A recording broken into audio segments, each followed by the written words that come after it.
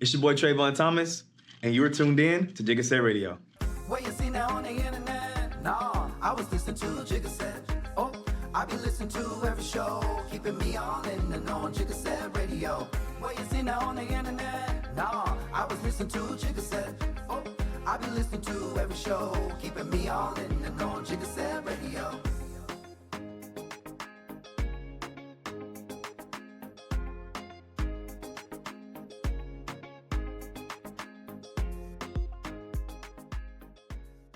Yo, what's up, y'all? Welcome to another episode of Jigga Sett Radio. We're here with yet another guest. We're here with Trevon Thomas, y'all. I'm sitting next to noise. I didn't introduce you to the buttons on the mix board. I forgot, my bad. I meant to tell you. We'll get into it. We can do it later. We ain't gotta do it right now. Going into the things. You say what? Going into the things. What you mean? I mean, what did you get? All right. Everyone knows that's been watching the show for a while that we have the mix board and various sounds and everything that's included with it. And it depends on what is being said in the actual podcast, we will drop a different button. So we just introduced him with a clap. That's very subtle. It's appropriate for the podcast, for the introductions and things of that nature. But we have some more. We have other ones. And so we have the infamous trumpet sound that we'll drop when you say something very triumphant, right? You say something, if you get long-winded, we don't use it very often because most of our guests, they say what they have to say, explain themselves, and jump off of that topic. Yeah. But if it gets to the point, which I don't think it's going to happen with you, but if it gets to the point, I will. What's the button, bro? I'm going to hit it. Hurry up. What's the button? That needs to be a button right there. What is this button? I'm actually concerned. A few moments later. Oh my God. That was like I should use that on myself. the biggest, like you raise it, the big it is SpongeBob. Yeah, okay, totally. all right. There's a mute button here. Don't need it because you can talk the way you want to talk. It's cool. Still on Jigga Sett Radio, y'all. We're just walking them through the mix board. There's this one right here. You be thinking big, bitch. When you say something that requires people to like, oh, y'all sleep. Yeah. You need to be thinking bigger, elevation. And if there's an okie doke situation, I'm gonna hit you with the Gotcha, bitch. like that. Okay. Or it could be the other way around. You could get me, and I'm like, all right, Gotcha, it's bitch. worth it. You know, Okay. it's worth it. So, What we need to figure out a way is to so I can. coming to. New tech, man. Just get some out there. So we're here with Trey. Tell us a little bit about yourself, man. Tell us where you from and all that good stuff. Yeah. Trevon Thomas, out of DeSoto, born and raised. I think through and through businessman. Mm-hmm. So I come from parents who started businesses. My mother and father, they had real estate. My dad, he started out his own electrical company. Mm-hmm. So I was raised doing that, through and through business. Got into high school, joined this program, exposed me to a lot of business. It's called NABA. Shout out to NABA. Nice. Shout out to NABA. From NABA, it exposed me to like just a worldwide view of business. Yeah. And from DeSoto, went to TCU, graduated as an econ major, started working out in plasma. And after that, I got into project management. Nice. And now I'm currently at Encore, the electric company, as a project manager. And I've just recently started a development company called Blue Opal. Nice, and we're gonna get into that. We're definitely gonna get into that. I want the listeners to hear more about that as well. But let's start. Well, I like to start with our guests. I like to paint a picture with our guests and let the world know who you are at the core. Like growing up, because you said DeSoto, and I mean, that's very suburban. Are there other high schools? Look, I'm not from here, man. I'm not from here, so. I think DeSoto is probably the only high school out there. If you didn't go, I feel bad for you. He's not gonna shout out guys. to DeSoto. I'm not hitting that. I can't. We're gonna still undefeated, by the way. Well, we didn't have the basketball. Go for it. Be great. All right, so. Yeah. Let's talk about like the childhood growing up and things of that nature. So what was that like for you growing up?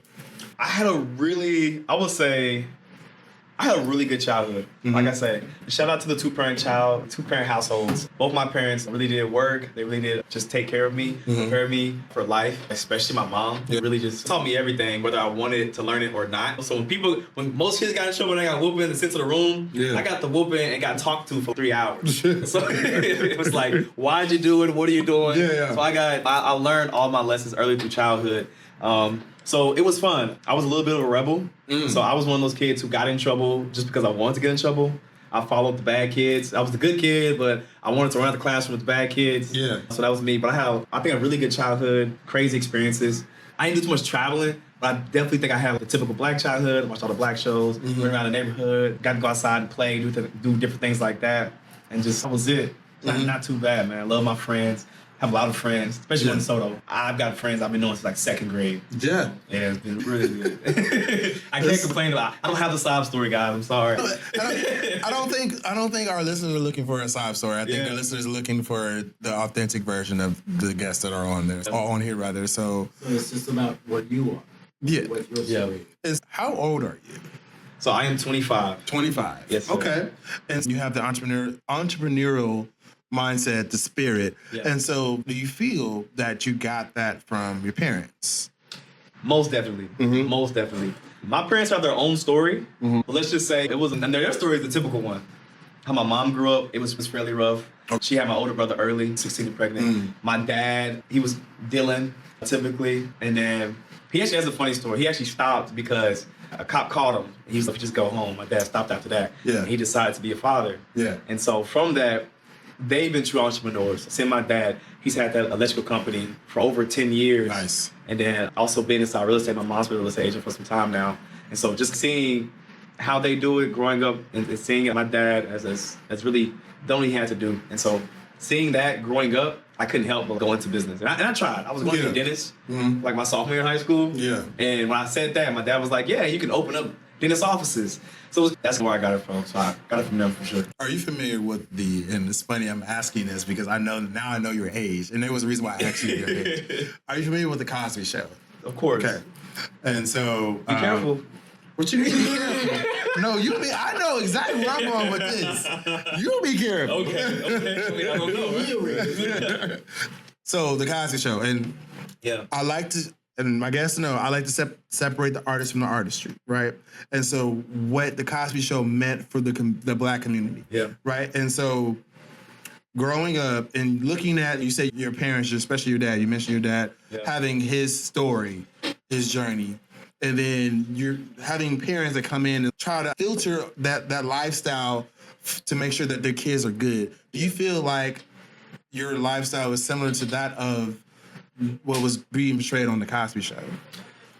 To the Cosby Show? Like you had your own, you had to go through your own things, but your parents were there to like course correct and talk to you for 3 hours about what you should not be doing. This is the path you should. Do you feel like it's similar? I should say, is it similar upbringing? Is there a parallel? Is there a parallel? You could say yes. I feel like my children will have the Cosby Show. I had more, was it Tyler Perry's House of Pain? Oh, okay. That was so like right before poverty. I had those, you know what I'm saying? Because my parents, they're very nonsensical. Like when I tell you the discipline that I got taught of, I can tell you like my mom, she was sharp. I got talked to a lot. They knew a lot of life. They taught me a lot. The discipline was hard. So I really couldn't do too much. When I did do too much, it was because I was a rebel. So definitely shout out to my parents for doing it. But it's not the Cosby Show. I think that's supposed to, the Cosby Show, I feel like it's where we're all headed. As like a black community, we're like, we want to get to the Cosby level, that like Bel Air, Fresh Prince of Bel Air, we want to get to that level. It wasn't that, but it was definitely like House of Pain. We just made it to suburbs, and then that's where I came in. I wasn't thinking about it along the lines of the fiscal element. I was thinking about the actual lessons, the teachings that happened during the show. And even, you said House of Pain, right? Even during that and those shows, like the black sitcom shows, like those type of lessons, did you have that type of setup in the household as far as like life lessons? Life lessons, okay, on that note, yes. There we go, yes. That note, I can You know your mama. definitely had a lot of different lessons, man. Like, I was very well taught. So I appreciate it for that, for sure. Yeah, for sure. Moving into now the entrepreneur space that clearly you've been ingrained. Yeah. From the parents. So, like, after your dad started, so you need to go down this path, how many different iterations of entrepreneurship did you have? I felt like there was a couple good, like, you started off doing a couple of things, like, I must do this, like, walk us through that journey. Yeah. It actually starts back my junior year in high school. So my junior year in high school, I didn't know much. All I knew was my dad, and he worked a lot at the time. This is before my mom got into real estate. Yeah. So he's an electrician. So I just seen him work a lot. What happened was I joined this program called the ACAP program underneath NABA. Shout out NABA. Always shout them out, right? I see. But yeah, they really helped change my life. This program for high school students. Yeah. It was a full residency for a week on SMU's campus. Nice. So I went to that program, and when I tell you, I met my first CEOs, CFOs, accountants, business people, and these are people of color. Right, so from all different backgrounds, Latina, these are women, these are black men, and white, of course, they're there too. But to see someone that looked like me at that level of business, I think was incredible. Yeah. And one of the things that the program champions itself on is the Capstone Project. And the Capstone Project is an entrepreneur pitch, pretty much, that you do for a company that you create. Right. But it has to be realistic. And I know we're not supposed to diss companies, but DoorDash, we came up with DoorDash as juniors. So what did DoorDash do for you as far as growth? DoorDash, all I'm saying is, when we had created our company, we were DoorDash before DoorDash. We had a company called InSnap Incorporated. Gotcha. At the same time, DoorDash was out in California. They just started. So we tried to start our startup company in Dallas, but we were kids, so like 15, 16. Someone was a freshman. Gotcha. Right, so they're like, yeah, whatever. And then 2 years later, we graduated and DoorDash like blows up. Yeah. So of course, I'm sad, family's sad. They're like, that was your company? We're like, we know. So you feel like it was like a missed opportunity. It was a missed opportunity. So what was you going to name your, if it's clearly it wasn't going to be DoorDash? So yeah, it was actually called InSnap Incorporated. One of my friends at the time, we're still friends, Ashley, she actually came up with it. We just kind of ran with it. But that was my first taste of entrepreneurship. It was like, this could be something. Yeah. And at that point, that's when I started getting into it. I started learning about just different entrepreneurs like Mark Zuckerberg, Jeff Bezos. I watched, what is Mark Zuckerberg's movie? Mark Zuckerberg, Social Network, Facebook. Oh, yeah. Social Network. So I'm watching this, I'm getting this entrepreneur bug. And so I literally, coming out junior year, going to senior year, I had my sights set on starting my own tech company. That's what I wanted to do. Yeah, it's nice. And from there, I got to college. I messed with colleagues. We tried to start another company. This was gonna be like a social media company. And I forgot the Clubhouse. Yes. So it was very similar to Clubhouse. So when Clubhouse came out, they hit their little $1 billion IPO or whatever. Yeah. I was sad again, like, man, another one missed. Everybody still does. But pretty much the tech companies, they didn't work out. I went through college, went through my life. I started trying to start another tech company called Money Markets. And then after that, that's when I started going to like realistic, like move from tech. I started partnering with my friend. Yeah. And he championed like car rentals.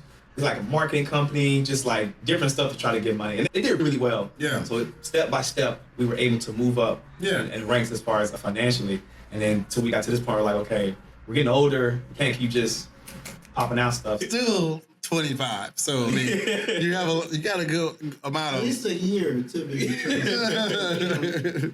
like you got a lot of clearly a lot of life in you.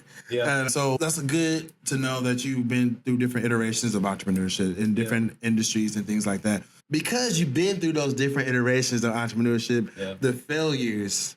One of the things that we do at JSR, we're speaking to the people that's watching or listening may get something from you as you're talking. Like a golden nugget or something. Entrepreneurship is not for everybody. That's what I tell everybody. It's not for everybody. But you, from an early age, said, you know what? I see it. I'm going to do this and that. What fueled you? What was your fuel during those moments where you were like, I'm going to try this one. I'm going to try this one. A lot of people, when they fail at something, I'm good on this entrepreneur life. They're done. But what kept you going? I think for me, it had to be my family. My family, they opened my eyes up to it. I come from a family, like, there's a lot of sick people in my family. My brothers and sisters, my mom, like, they all have some type of disease, like, constraining them. And so my biggest drive was always trying to go out and bring something home.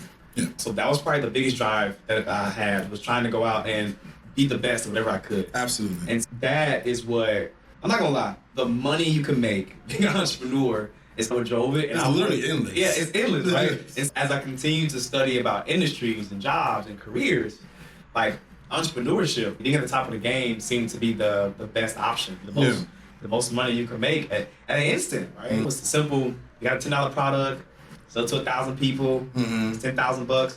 Made sense to me, right? And there was always room to iterate in problems. That's what kind of drove me, just taking care of my family. I gotta tell you, like, the families to inspire me and then to hold me down. I'm really big about family. So what about your friends? Now, you mentioned that you're in a venture with a friend, which we'll get into the new venture that you're going to, the partnership with him. But as far as like representation with your friends, like you're younger and you have the influences of wanting to just live your life as a younger individual and then worry about the adulting stuff later. And so maturing faster, that whole mental element of maturing faster and not necessarily being with the friends that want to like, hey, come out, let's do this and that. What's that life like for you? Like being able to have that discipline to put yourself in the lane of, oh, I'm on my business shit. Yeah. Versus I'm on my party shit. Yeah. How do you balance that? How do you balance it, man? For you as a 25, I know how I balance it. For you, I don't. I party hard. No, Let's be real. I can't. No, I think you definitely have to balance it. I think what was great about me and my friends was we were all on the same page early on. Okay. Like I say, a lot of my friends, like growing up in DeSoto, we all grew up together. So I know friends. We're 10, we're 15. Dang, yeah, we're 15, almost 20 years deep. You think about second grade, you're like seven. Wait a minute. You're like 7, right? You're almost 25. But if you second grade, how old are you in second grade? You're like 7, 8. Yeah. Yeah. You can even say 9. You're over. Oh, it's not. Never mind.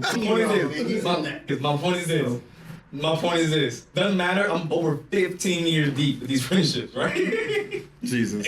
Right. So I'm deep, right? So coming from DeSoto, I'm not the only one. A lot of people we've all been friends for a very long time. But coming from that, it was always a competition with everybody, and the competition was always about life. Whether it was like being in football, whether it was running track, dance, whatever you want to do, it was always a competition about being the best. And I think once everybody got ready to graduate from high school, the competition was life. So you're like... That's when you adults are... Hashtag adulting. Adulting. So who can get to the adult life? You're picking fence, house, dog, whatever. First one to get there is probably the most successful. But does that necessarily equate to success, though? It could equate to a choice. Like, not everyone's lifestyle supports that ideology of having the American dream of the picket fence and having a house. And it depends on the person, right? So, like, for me, even though I have a house, that wasn't my dream. At 25, I did not want a house. Okay. I did not want it. Marriage was not in my cards. I wasn't thinking about, I was trying to get this money, right? And so, but, like, for me, I said, whatever, I understood that whatever that looked like later on, I'll just embrace it. But I did not want to go with this, I guess it's like a pre-notion of this is what success looks like. Success is how I define success. And whatever other people see, how they see it is how they see it. But I feel successful when I do X, Y, and Z. Yeah. And so, like, for you, but I have a different background from you. I didn't grow up I'm from Chicago. So it's a different world up there. And so, calm down. The Rosa Parks section back there. Rosa was definitely. So for you, entrepreneurship, having the backing, the influence from your friends, 15 years in the game, there's only maybe 2 or 3 friends I can say that I have that's in my roster right now. Yeah. That we grew up together in the grade school. It's not a lot. And so as you're growing up, do you find yourself like understanding there's certain people that you associated with that you don't associate with anymore because they're not rising with you. They don't see the vision. Have you had that problem yet? For sure. Like, like you talked about, the first person you have, like, discipline. Like, I think growing up, you definitely, and that's what I want to talk about too, talk about the competition.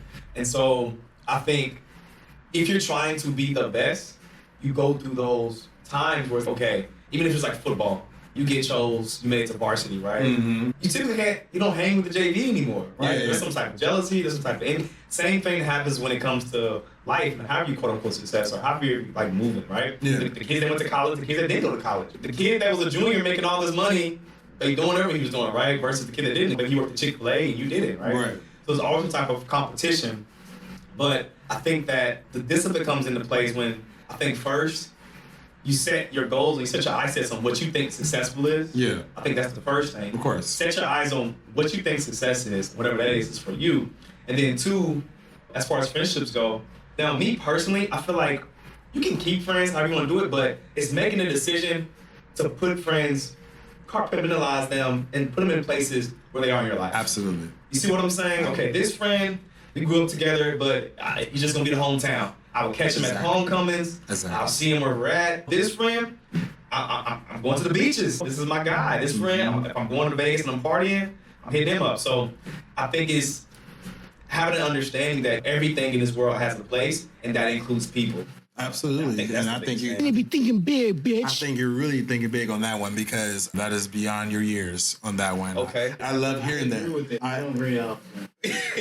But Don't. But yes, absolutely, because we talk about on previous episodes on JSR that we have to understand what role people play in our lives.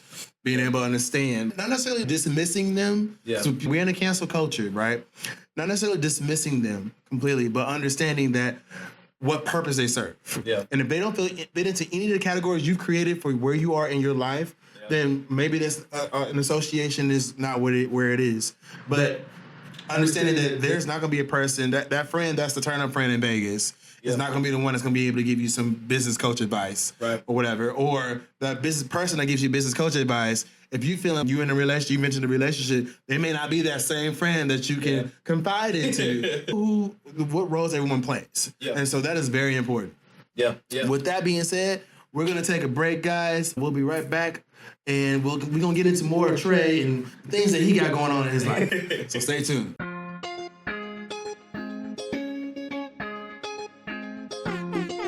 And he's still here. And now, so there was a couple of things that I wanted to bring back up that you mentioned earlier in the podcast, the interview that we had together, conversation rather, that we had together, representation. Yeah. And so when you were growing up and you were inspired by certain people of color during your journey, how do you, now being an entrepreneur, now being a project manager, and seeing what it looks like in that space, how important is representation for you? For me, I think it's very important. And I don't think anybody noticed it because it's a subconscious thing. Yeah. There's like this whole, everyone knows about the study with the resumes and the bias that you have. If you take the names off, all of a sudden it's 30% more people that get hired that's people of color. I also think that as far as aspiration goes, so growing up, I saw my parents a lot. Yeah. Specifically my dad who worked, right? I'm in the field that I'm in because of my dad. You talk about business and everything's my dad. I went further into business because of the ACAP program, right? So a lot of their, and I have a lot of friends I went to college with, they're in a similar aspect, right? It's the old time where if your dad's a farmer, you become a farmer, he's a fisher, you become a fisher. It's that thing. Right. And so I don't think people pay attention to it as much, just like as far like the bias that you have in it, especially when it comes to representation. If you don't see it subconsciously, your brain is saying you probably can't do it. Right. We do things we're like. We choose friends because we're similar, right? We choose people, environments. So I think it's the whole story where they say, if you grow up one way, your kid's gonna be the same way. Mm-hmm. We have to be exposed to everything. So representation is very important because it changes your goal setting, right? You typically, this might be just me, typically what I see in people is they aspire to be the best person that they've seen or that they thought they could see, right? Yeah. Whether that's via phone or via anything. They're aspiring to be something that they saw. So it's hard to create something. So you have to see it. So that's, representation is very important. So via phone or via anything, they're aspiring to be something that they saw.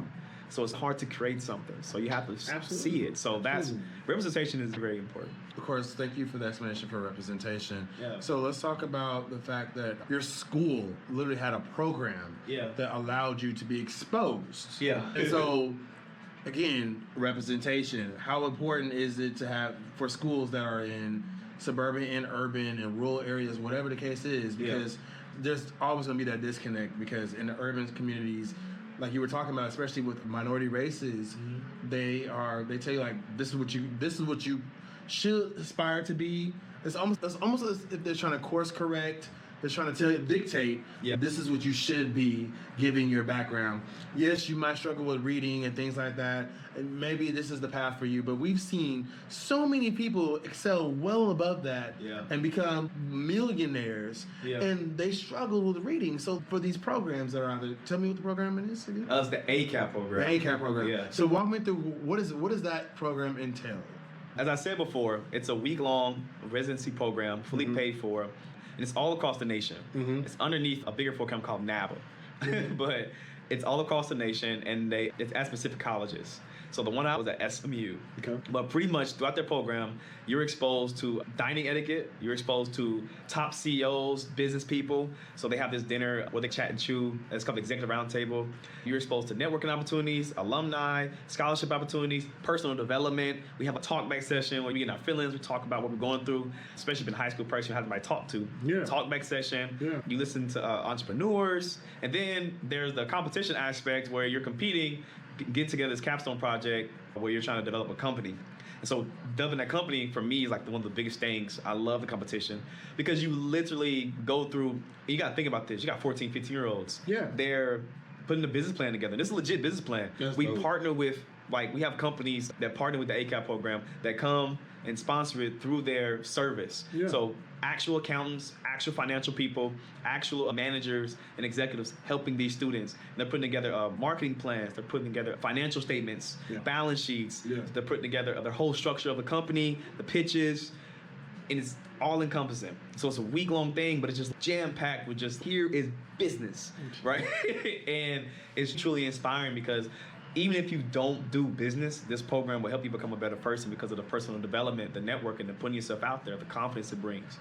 And so literally going through the program from the start to the end, you will see, including me, my class that went through it, you will see kids just whole 180. The parents come back, that's my kid, that's my daughter, right? That's my son. And shout out to ACAP, shout out to programs like that, because it's not just ACAP, it's lots of programs out there that do it. But those programs are very important because it wasn't until I really got out of it and I got to college that I realized how rare that stuff is for people of color. It's very rare, but seeing the impact that it has had on the school, the community, and myself, I know now it's very important because without it, well, who knows? Literally 10 years apart. Damn! I should have did it. I should have just look, she was like, my bad. Go ahead. Button. Damn. It's coming soon. I need a button. Coming soon. We're gonna load that into the next episodes. Damn, I lost my train of thought. So I was asking about so you talked about the representation part. You talked about having these programs, and that I was gonna get into the fact that we didn't have that growing up, and we wish we had something like that. And that literally makes a difference in the trajectory of how someone goes down their path and what they choose and things like that. In my generation, I'm still in that part of the generation where we still can forge our own path now, but our parents still have that old school mindset of, you need to do this. I think you need to be on this path. Yeah. And so I know for my family, and shout out to my family, and they're going to get mad for me saying this, but they wanted me to be a doctor. Right? And I wanted to be a doctor. Yeah. But when I was younger, I didn't know why I wanted to be a doctor. It was like I had a lot of sick relatives. Yeah. And I said, naturally, because I have a Superman complex. Okay. Or winning off of it now. We'll talk about that later, guys. Where I normally would want to save someone. Yeah. And naturally, being in the medical field, that is a one-to-one. Oh, I can save people. I can help people being in the medical field. So I said, when I was growing up, I wanted to be a doctor.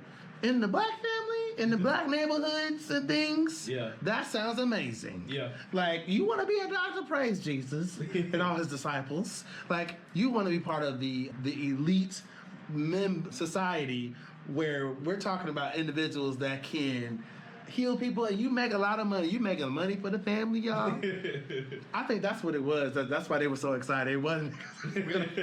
It was the money, man. It was the money aspect. Money, man. No, it's like you were gonna be able to pay for everything, trips and things.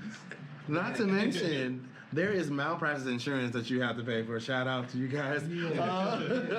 That's expensive. Doctor friends that's the doctor friends and people in the medical field that have to pay that.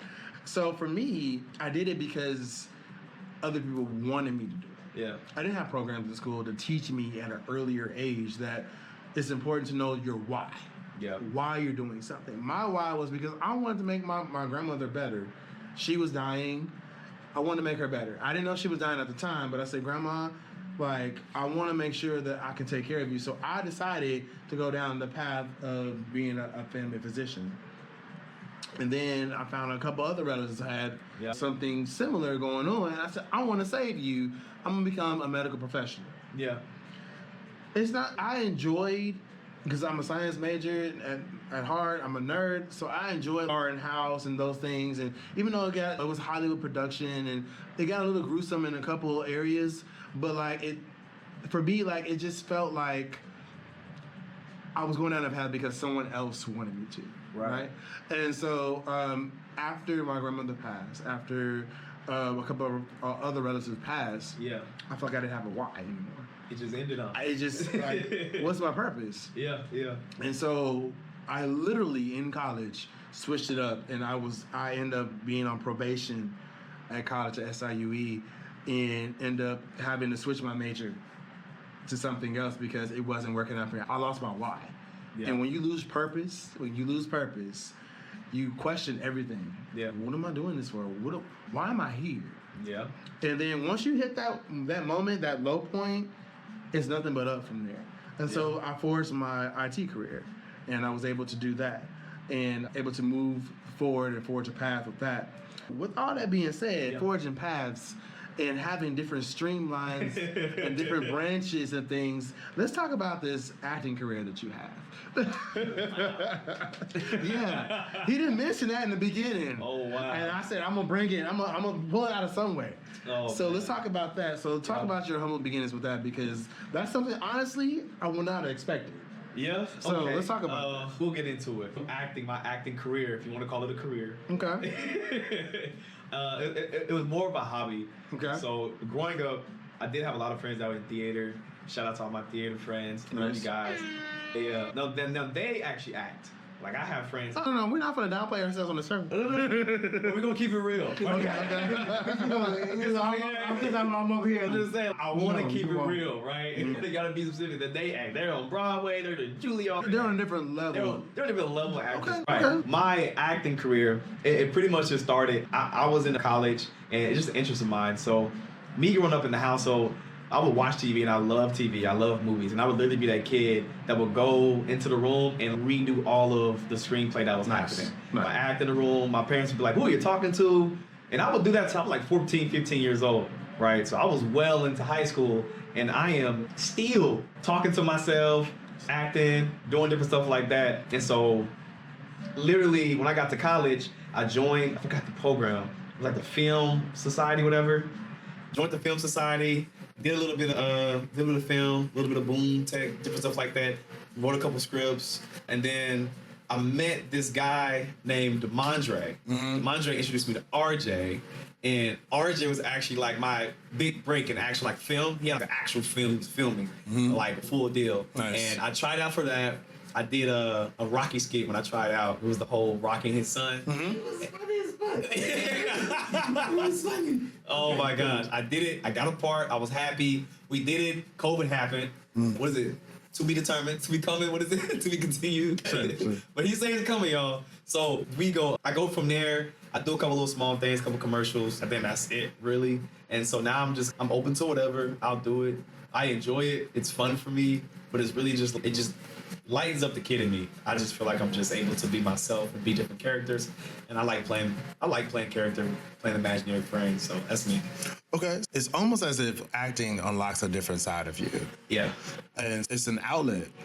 For you. And so given the fact that your background, you grew up in the suburbs, you were surrounded by a immensely, we're talking about gang, like y'all been friends for 15 years and you like 25. It's just, the math is definitely not mathing for me, but only because I'm not used to that. Yeah. I have, again, a very few set of friends that I can recall that in my life that actually I had that bond, that connection with. For the acting scene for you? You mentioned being open to other opportunities. Yeah. For what you've been exposed to already, what was that? What do you have a preference for right now? So far that I've been in, it's not necessarily a preference, but I do where you can show a lot of emotion, which is acting. Period. I get it, right? It's Yeah, displaying of you. In theory. In theory, right? theory. Right? In theory, if you truly know acting, it's exposing, it's displaying the human emotion, right? The human story, right? But I like things that can show that. Who I compare it to? I like a good storyline. So come on, man. She's Viola Davis. She played in it. What was the show? How to Get Away with Murder? Murder, yes. If I could do something like that. Oh gosh, That'd be dope. I love But I like her. fun shows too. Bel Air. Okay. I love Bel Air. I can see you on Bel Air. Give me your background. I can see you on Bel Air. Do stuff like Bel Air. Come on, Carlton. Okay. I can see Carlton. Which is the old Carlton or new Carlton? The new Carlton kind of An asshole. New Carlton. We might. It might be the old Carlton. the old I can see the old Carlton. But shows like that, I like fun. I like to bring out the emotion. I like to have dance. If I'm doing acting, I love that. But just the sport of it, I just enjoy it. I think it's a fun thing. It's an outlet for me. Absolutely. Else. Yeah. Absolutely. Another thing I want to circle back to, we talked about your entrepreneurial things and being an actor also, just letting you know, if you didn't already include that into your entrepreneur, that's an entrepreneur as well. Okay. Because you absolutely have gig per gig, how you get paid. And I learned this with other guests. Like, it is a whole hustle. Yeah. And bustle, your representation, how you represent, how you, right, the strike, Yeah. like how you represent yourself, literally is how you get paid, how you get thrown into different roles and get different gigs and things. Right. Going back to base here, which is entrepreneurship for you, Okay. as a business owner, you have a business that you're starting or Yeah. have started, just started. Yeah. Tell me about that. So it's real estate development. It's called Blue Opal. Nice. We started out here in Dallas. I started with a friend of mine, and we have some colleagues out in the West Texas as well that are partnering with us. Another friend in Austin, technically. But it's real estate development. So the plan right now is just to start with multi-family homes. Then hopefully one day we're able to get legal development Nice. stores and stuff like that. That's the plan.